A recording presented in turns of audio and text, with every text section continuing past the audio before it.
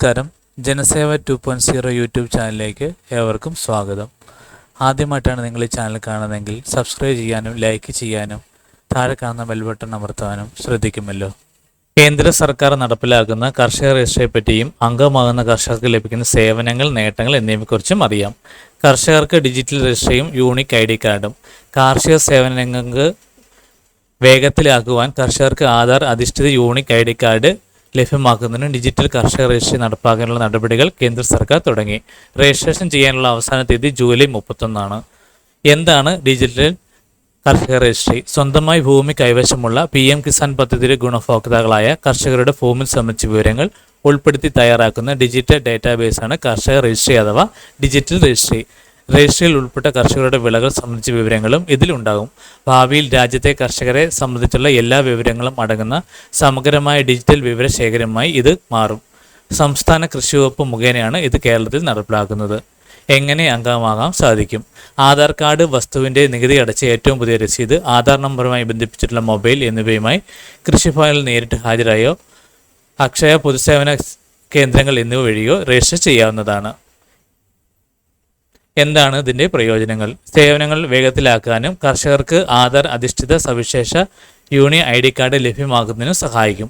പലിശ കുറഞ്ഞ വായ്പ, കാർഷിക ഉൽപ്പാദനോപാധികൾ, പ്രാദേശിക പ്രത്യേകതകൾ കണക്കിലെടുത്തുള്ള നിർദ്ദേശങ്ങൾ, വിപണികളെ പറ്റിയുള്ള അറിവ്, അതിലേക്കുള്ള പ്രവേശനം എന്നിവ സാധ്യമാകും വിധം പദ്ധതി ആനുകൂല്യങ്ങൾക്കും സേവനങ്ങൾക്കുമായി പ്രത്യേകമായി അപേക്ഷ സമർപ്പിക്കാതെയും ഓൺലൈനായിട്ടും അപേക്ഷിക്കാനുള്ള സാഹചര്യം നിലവിൽ വരും.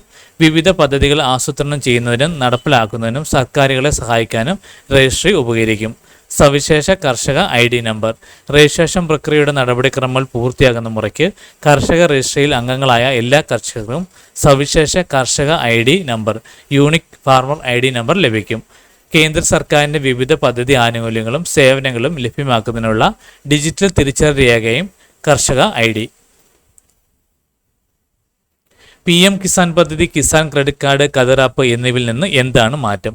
PM കിസാൻ പദ്ധതി ആനുകൂല്യങ്ങൾ ലഭിക്കുന്നതിന് നിർദ്ദേശിച്ചിട്ടുള്ള വ്യവസ്ഥകൾക്ക് KYC, land seeding, Aadhaar seeding പുറമെ കർഷക രജിസ്ട്രിയിലെ അംഗത്വവും നിർബന്ധമാക്കിയിട്ടുണ്ട്.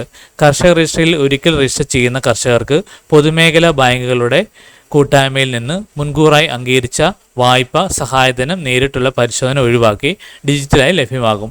ഇതിനായി കേന്ദ്ര കൃഷി മന്ത്രാലയം കേരളം, ബീഹാർ, മഹാരാഷ്ട്ര എന്നീ സംസ്ഥാനങ്ങളുമായും പൊതുമേഖലാ ബാങ്കുകളുടെ കൂട്ടായ്മയും ദേശീയ കർഷക ക്ഷേമ പദ്ധതി നടത്തിപ്പും സൊസൈറ്റിയുമായും ധാരണാപത്രം ഒപ്പുവെച്ചിട്ടുണ്ട്.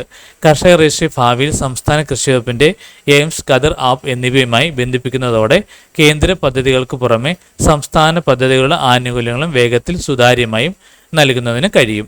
ഈ കാര്യങ്ങൾ എല്ലാവരിലേക്കും ഷെയർ ചെയ്യുക. ഇത് എല്ലാവർക്കും ഉപകാരപ്പെടട്ടെ.